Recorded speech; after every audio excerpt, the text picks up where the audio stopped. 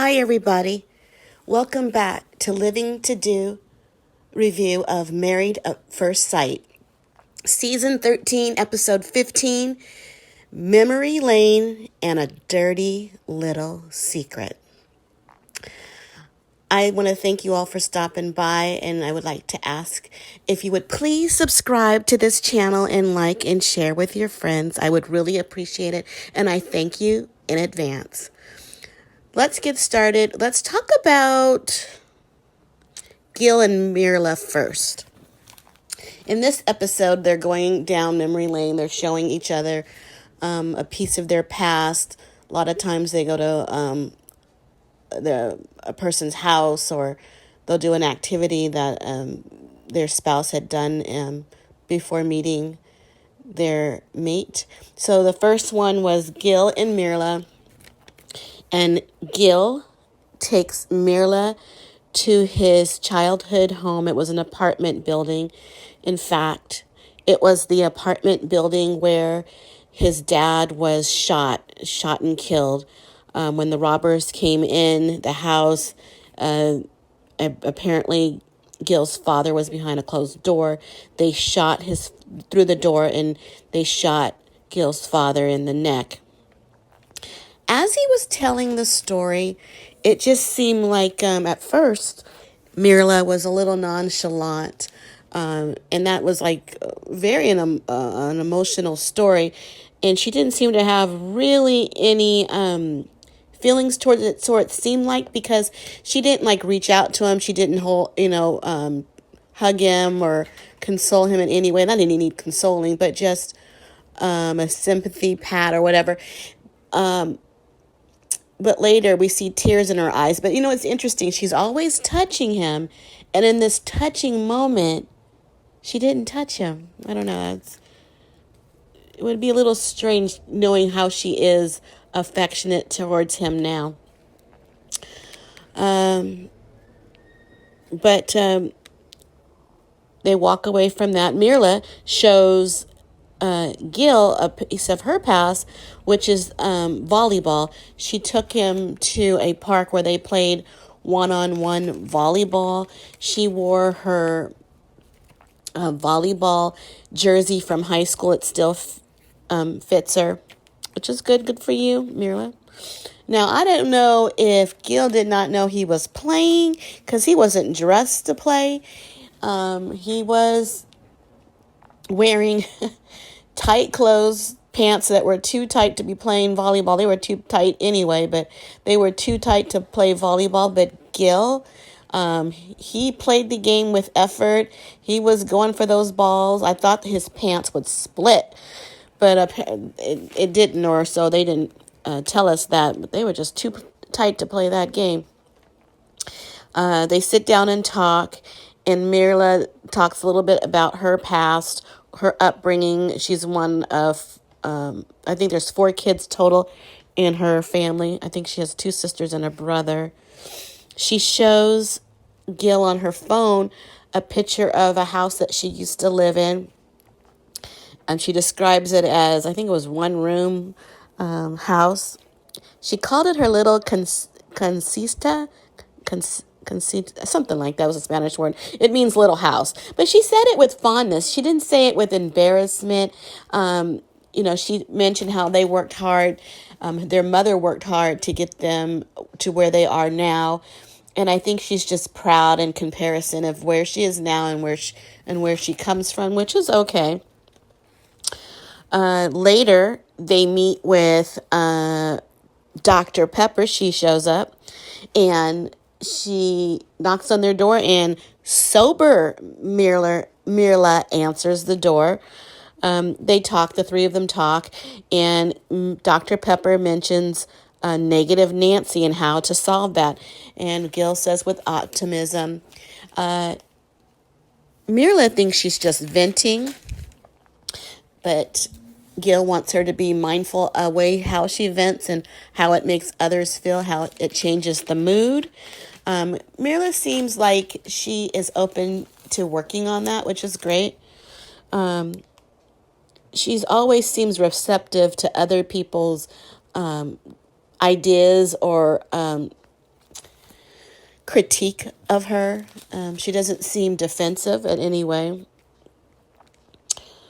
I guess another point or another issue that they could be having that should be up for discussion. Dr. Pepper mentions, you want to buy a house.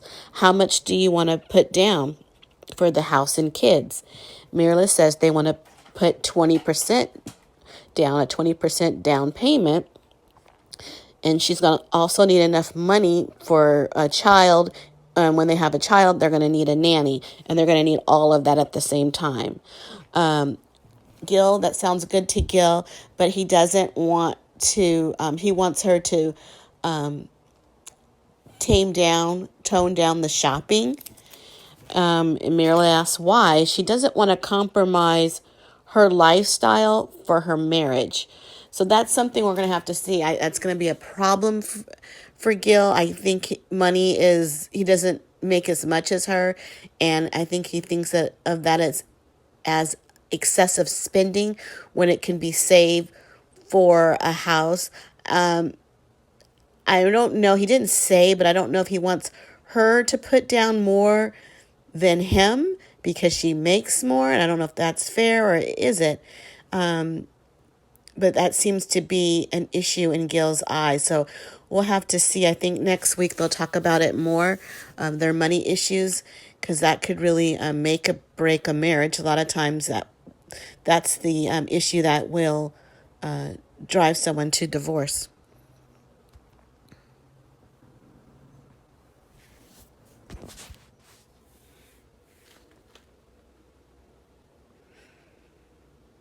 Okay, let's talk about Bao and Johnny next. Bao and Johnny are not connecting, but they go through the motions of doing the assignment of showing each other something from their past.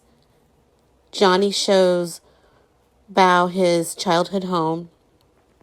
There he shares a letter that he wrote to himself. He does mention his mother in the letter, that she was a devoted mother.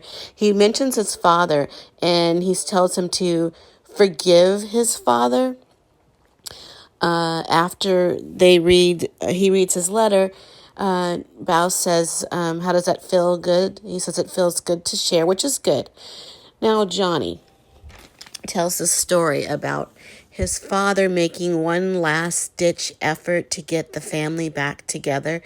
So by doing so, he flew the family from Texas to California where he lived, and he was going to buy the family a home, and he asked his wife to get back together, and his wife said no. She went back to Texas. His father never came to Texas again. And that's really kind of sad. Johnny, I believe that he feels his dad shaped him without even being in his life. But this is not what we are going to use to excuse your bad behavior. Johnny, you just can't go around mistreating your wife and blaming others and all these excuses. It's always somebody else. It's never you. He did say that he expects too much, which is, again, it's never you. Other than that, you need to put forth effort and be active in a marriage, in any relationship. And I think he's using everything about his dad as an excuse, or so he thinks that's his problem. I don't think he wants to get divorced, or his mother even getting divorced, because in his culture that's very shameful to do that. But he knows his dad is eating dinner and having a lonely life, and that's not the type of life that he wants. You've got to be actively working towards not being like that, Johnny. Bao takes us to where she lived, or I guess, or where her house was. I think it's no longer there, but she too has pictures of her house, which looks like, it was rather dilapidated. She shows a picture, and I guess there is space between the house and the foundation where she used to hide some of her childhood activities. Now, one thing I found disturbing is that she burned her generic Barbies. That's sick. But funny at the same time. What? What? She does not look like it. But that is some deep mental problems. Wow. And I know it's wrong. I just can't imagine her doing that. So sick. What would make a person do that? What would a psychologist say would be the reason that a child would burn, a doll? I know they're hurting inside, but the fact that she mentioned that they were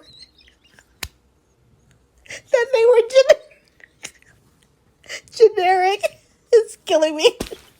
Anyway, let's move on. Oh my God. Bao reads a letter to herself, and she calls herself Little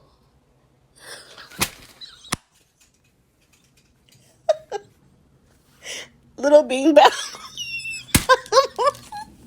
Oh my God, why is that funny? Anyway, Little Bean Bao. She said everything you will hate about yourself now will shape you later. And she also mentioned that people don't understand her father, what he went through in his childhood, and his life caused him to have PTSD. And she cried a little bit about that. I don't think she feels that people didn't understand him. And nowadays we see how people are suffering mentally.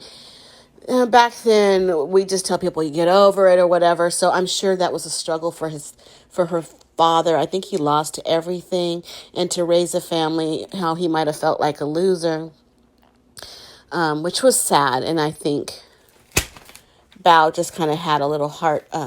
She felt for him.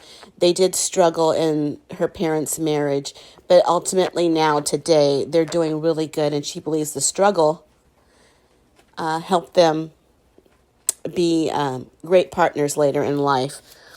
And she signs the letter love bigger Bing Bao. And Johnny consoled her. It was really a nice, tender moment, and I was happy to see him do that. I just don't trust Johnny. I don't know, he's just not a solid person.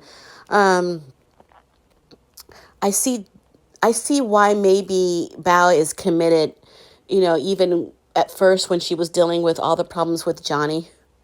She was still committed, and you see Johnny's past and his parents' relationship.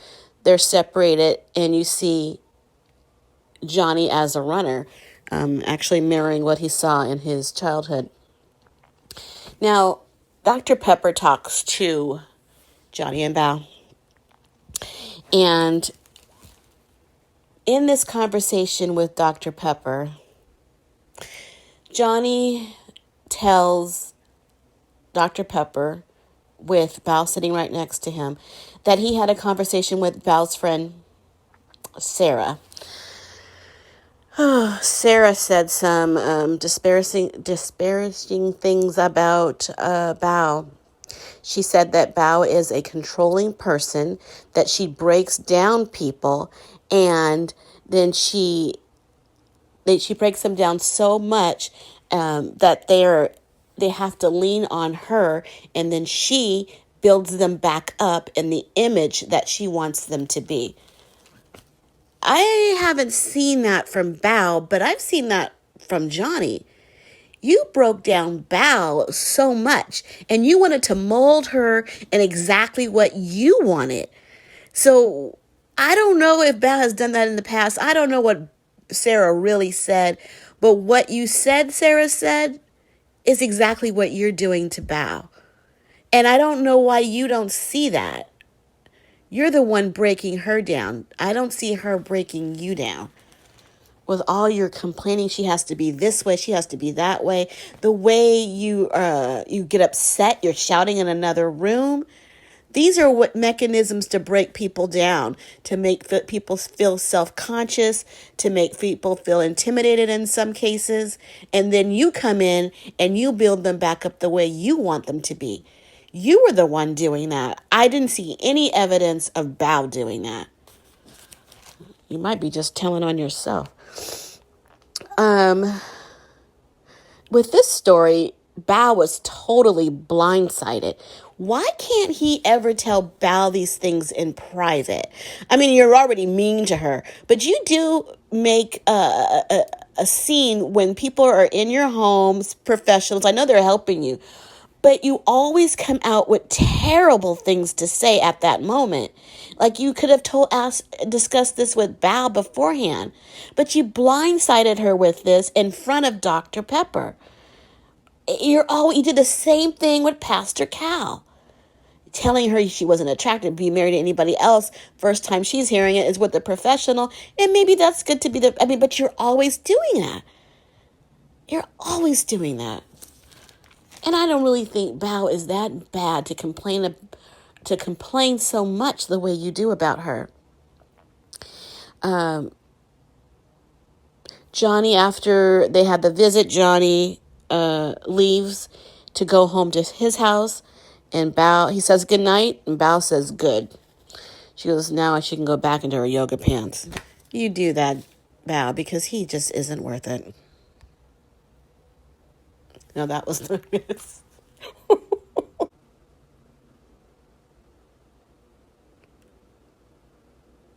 All right. Next up is Rachel and Jose. Rachel and Jose, they go to Jose's childhood home. I guess a parent must still live there because they were able to go in. He does say that the house was built from the ground up. I think they have a lot of pride in that. That's great. You have pride in your home ownership. We see some pictures of Jose, and Rachel sees those. Jose mentions that he pierced his own ears. That was interesting. He thinks, I guess he comes from humble beginnings. Whereas Rachel does too, but she just seems to have maybe a little bit more happier outlook on it. You could tell by her disposition. Now, Jose said they ate rice and beans, and to him, that was a sign that, the money, they were a little poor or something like that. The money, they didn't have money like that for other food or something. But Rachel says she just thought it was, she doesn't see it as being poor. That's just to her, that's just being Mexican. She has a better attitude about it. And quite honestly, I like some beans. Beans, that's not bad. But, and he shouldn't, authentic Mexican food, that's something to be proud of. They have a visit from Dr. Pepper. She comes into the home. She noticed a lot of little affirmation stickers all over the place, mainly for Jose. And one of them she reads out loud: to check on wife morning, noon, and night. She says that could be a little controlling. But maybe he needs to check on his wife to make sure he doesn't lock her out of the house. Anyway, they were talking about some issues that they're having or what they noticed in their relationship. And Rachel says that Jose needs his space. And when he needs his space, that she shouldn't feel rejected. She gave an example of something happened. There was a little tiff going on, and they waited much later, and Jose was able to talk about it. So it's just better to give him his space, so when he's ready to talk, he can. I guess if he doesn't, there will be a possible blow up. Another question and concern they had, Dr. Pepper said how not to be overbearing. And Dr. Pepper noticed that he wanted a modern woman, but he's a traditional guy. And I guess that is kind of clashing. I guess you got to work around that to see what's really important to you and in somebody, and maybe let some of your hang-ups go so you can make the relationship work and give someone else room to be with you and grow with you. Now, Rachel later has something that she needs to tell Jose, something big, but she's trying to find the right time to tell him. So she finally tells him, she sits him down, and the night that Jose locked her out of their shared apartment and she went knocking around to other people's doors, other castmates' doors. But she found refuge in her ex-boyfriend. She got in touch with him and she stayed the night at his house. So she had to tell this to Jose. Jose takes in the information. There's no blow up or blowout, and there's no, kicking people out of the bed, out of the house, anything like that. He seemed to take it in stride somewhat. I think it does bother him a lot. Outwardly, he did not make any outbursts, but later in the his confessional, he did say his guard is up. Because you go back to your ex house. Why couldn't you go to your mom's house, a friend's house? In the middle of the night, you call him as a married woman, you call another man, and you go to his home. I guess she alluded to nothing happened, but that's terrible. I on her part, why there? But Jose said that he will trust her, and boy, they're really trusting each other with some big issues. Forgiving him for kicking her out and her going to her boyfriend's house. I don't know. I guess that the adult thing is to work on it.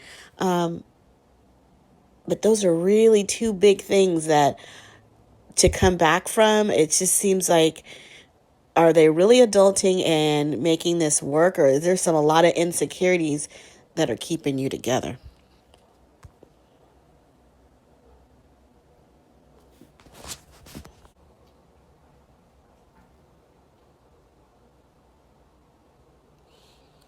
All right, so let's talk about Brett and Ryan.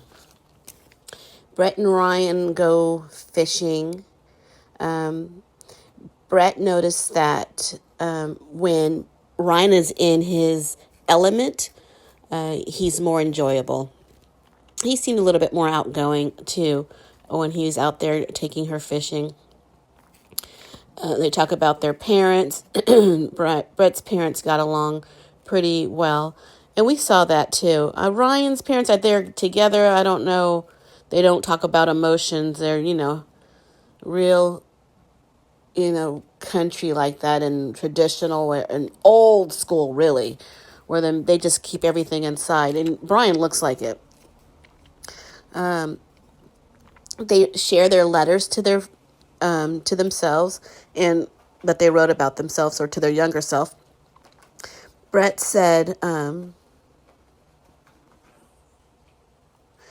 she said to her younger self, your quest for love will make you feel unworthy. She still has such a positive attitude. She's such a good lady. Somebody would really be lucky to have her. She's really a nice person.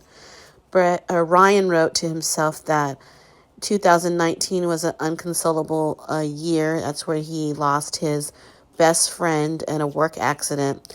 And when he's talking about it, he cries a little. He says, on a lighter note, you will marry a stranger. I really like to find what really makes Ryan tick, the root of his problems. I think he's savable, but he needs to do some work on himself. They go back to Brett's house where Brett shares a little of herself. She was going to share some photos, but she got a text from a friend who said that Ryan is on a dating app, and on that very day she's talking to him about it, he was matched with her friend. What? I cannot believe he would do something like... I mean, he's a guy. Don't put nothing past him. But it is so disrespectful. Just disrespectful. And he has an argument for it that he said that first of all, he said that I guess he didn't download it, or he said he had it on, but he was trying to argue something, and where Brett said, well, you downloaded it for a reason. And he had this fidgety look of guilt. He didn't know what to say. I guess you couldn't really feel like he could come clean on why he did it. Later, he tried to tell the producers that he didn't download the app, or he hasn't used it. There was nothing done on his part to reach out to another woman, I guess. And the producers told him, well, send it to her. And then on the screen shows a text that he wrote. And what he wrote was, that he didn't mean to download the app until after decision day. So when did you actually download it? You're a liar. You're sounding like a creep, and you're inconsiderate. And of course, she doesn't want you in her life.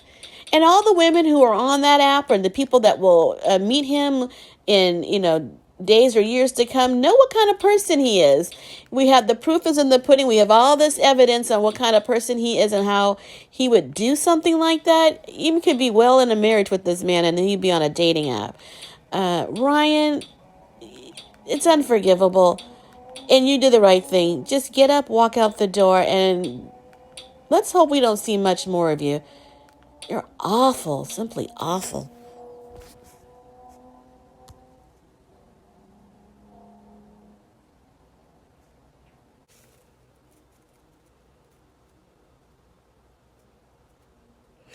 Okay, the last couple, Zach and Michaela. Goodness. Okay. We see Zach. He says they're having a meeting with Dr. Pepper. Dr. Pepper is working overtime. I think she met with them twice in this episode. The only couple she didn't meet with was Brett and Ryan. But she meets with Zach. Zach asked if they could speak separately. That was his request. But when we see Dr. Pepper there, it's just him and Dr. Pepper. But shortly thereafter, I don't know what the time span is really, but Michaela comes. So maybe he had a conversation with him first. So when Michaela comes, Zach doesn't want to talk directly to her. Dr. Pepper said she would intervene. She'll talk. She'll hear them talk, and then she will tell the other what her perspective was. So we hear Michaela. She's talking about what happened at the retreat. She said that Zach left her. She said, don't leave. She has abandonment issues. He left in a big, explosive way. Huh? The only person who was explosive was Michaela, but okay. She said it was hard on her, that she reached out to him by text and calls saying she loved him. She doesn't want to lose him, but she got no response. Getting no response was heartbreaking, she said. She tried and she tried. She threw a Hail Mary. There's nothing else she can do. So Dr. Pepper turns to Zach to relay what he just heard, but in her words, she says to Zach, her perspective was she asked you not to leave. Now, that was really, I'm glad she said it that way. Her perspective, because we all watched the tape. I'm sure Dr. Pepper watched the video before she entered. I think she made mention of that. So her perspective, in her delusional mind, she asked Zach not to leave.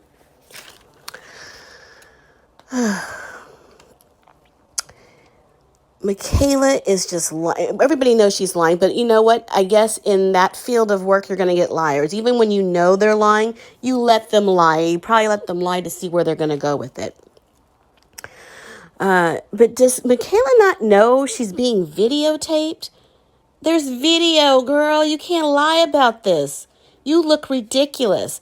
And I mean, later when you find this out, how are you going to look Dr. Pepper in the eye when all that lying you're doing to her? I don't understand this girl. She doesn't know how the show works. There's tape, there's footage. They edit it, they'll play it back. Did she not realize she was being videotaped when she ran through that house and knocked over things? Did she not think there was a camera there? I'm wondering later, maybe in the reunion or whatnot, when that question is asked, what she's going to say. She just didn't. This girl is too much. She said, oh my God. She said that Zach gets up and leaves. He can't take this anymore. He leaves. Michaela sits and talks with Dr. Pepper still. And she says to Dr. Pepper, Zach has painted me out to be a crazy, inconsistent person. Zach doesn't have to do that. Michaela, you did that for yourself, all on your own. She tells Dr. Pepper, he says that I have these big reactions.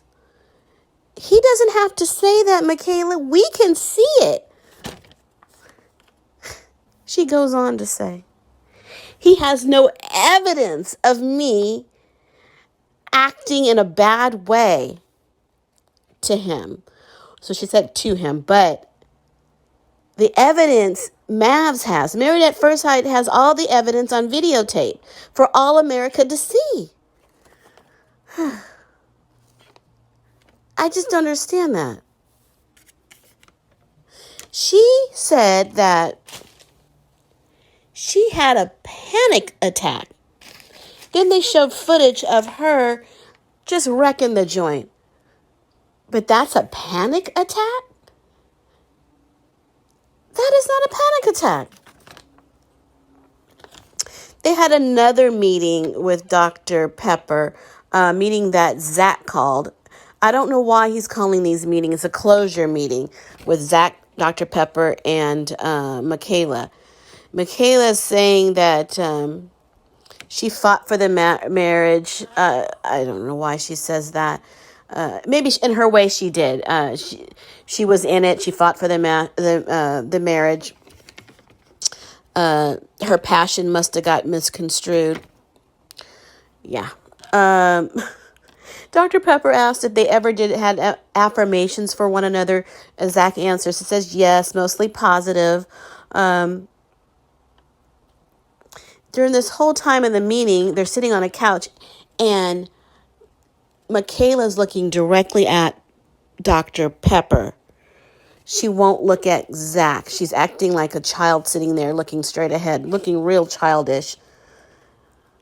I want to know the medical diagnosis of this woman if she'd ever tell it, because all these things, these antics are just so crazy. Though Michaela does answer that she doesn't seem to want to be in the relationship anymore. I don't know. I think she's playing games. She's being very manipulative, if you ask me. But Zach, why you call this meeting? Let the closure meeting happen on decision day with your answer. But Dr. Pepper wants them to do an exercise that she learned from her husband. She wants them to hold out their hands, one hand to one another, and hold their hand, each other's hand, and to promise to agree to talk. This way, holding hands means that you're human together, trying trying to do your best. And that's a really it's a nice little exercise when you're dealing with people who are have their wits about them. This girl's playing games all day. I see it. I think I kind of saw it early on too, with her inappropriateness at the wedding, always using her issues of feeling abandoned. You know, she tells Dr. Pepper she felt scared, abandoned, but she uses these things and says because her father passed, and she should not. And Dr. Pepper's told her that that was a great loss, but don't really use that loss and project that on other people. I think she is using the loss of her father in a way that will serve her. She needs to be checked on that. It's disrespectful to his memory, for one, but you're playing games, girl. You really need to seek help in a serious way. And I don't know if you can see this after the playback of the show on television, but definitely with friends and family, if they can do somewhat of an intervention to this girl, you're just not shown. You don't act right. It's not that you're not being shown in a good light. You just don't act right. And you seriously need help. It does not look good. I just hope you can get better.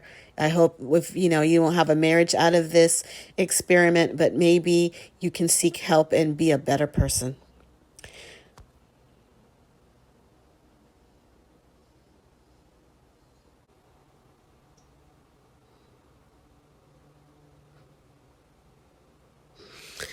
Okay, that's it for this episode, this review for this episode. Again, I would ask that you please subscribe and like this channel. Nothing would make me happier to see the subscriptions, the subscriber number go up. I would really appreciate it. And again, I would thank you in advance. So next week or so, next 2 weeks, we're going to have decision day. So we'll have that to look forward to. I'll be back next week to do another review on episode 16. But for now, I got to go because I got living to do. Bye.